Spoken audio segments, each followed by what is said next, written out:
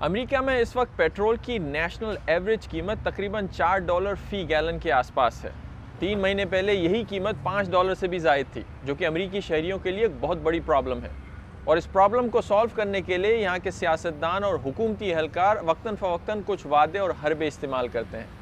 آج کی اس ویڈیو میں اس ایک حربے پر بات کرنا چاہتا ہوں جسے استعمال کر کے امریکی حکومت اپنے شہریوں کے لیے پیٹرول کی پرائسز کم کرنے کی کوشش کرتی ہے۔ دنیا بھر میں کسی بھی بڑی کنزیومر آئٹم کی طرح پیٹرول کی قیمتیں بھی ڈیمانڈ یا سپلائی سے افیکٹ ہوتی ہیں۔ میننگ یہ کہ جتنی ضرورت پیٹرول کی ہے، اگر اس سے زیادہ مارکیٹ میں سپلائی ہے تو قیمتیں نیچے جائیں گی، اور اگر اس سے کم سپلائی ہے تو قیمتیں اوپر جائیں گی۔ اسی لیے جب بھی مارکیٹ میں یہ سپلائی کم ہوتی ہے، چاہے وہ کسی جنگ کی وجہ سے ہو یا اوپیک کنٹریز کی کٹوتی کی وجہ سے ہو، تو امریکی حکومت مارکیٹ میں اپنی طرف سے اس سپلائی کو بڑھاتی ہے امریکہ کے اسٹریٹجک پیٹرولیم ریزرو کی مدد سے۔ 70 کی دہائی میں امریکہ نے اس ملک میں بڑے بڑے انڈر گراؤنڈ ٹینکس بنائے تھے پیٹرول کو سٹور کرنے کے لیے، تاکہ کبھی بھی جنگی صورتحال ہو یا کوئی ایسا موقع آئے جب امریکہ میں پیٹرول کی کمی ہو تو امریکی حکومت کی طرف سے سپلائی دی جائے مارکیٹ میں اور لوگوں کو شارٹیج کا سامنا نہ کرنا پڑے۔ اسٹریٹجک پیٹرولیم ریزرو میں تقریباً 70 کروڑ بیرل سے زائد آئل اسٹور کیا جا سکتا ہے، اور وقتاً فوقتاً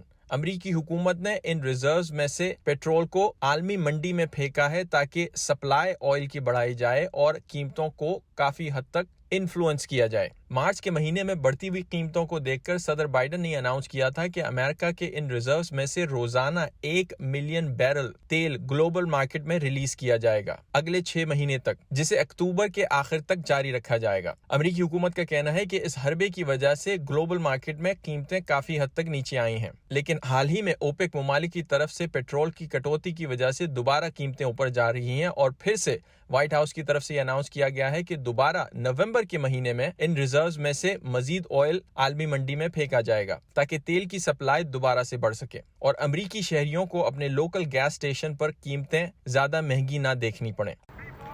اکثر ماہرین کا یہ خیال ہے کہ اس حربے سے قیمتیں تو اتنی زیادہ افیکٹ نہیں ہوتی، لیکن ہاں، امریکی سیاستدانوں کو اگلا الیکشن جیتنے میں مدد مل جاتی ہے، اور امریکہ میں اگلا الیکشن نومبر میں ہے۔ That's it. See you next time.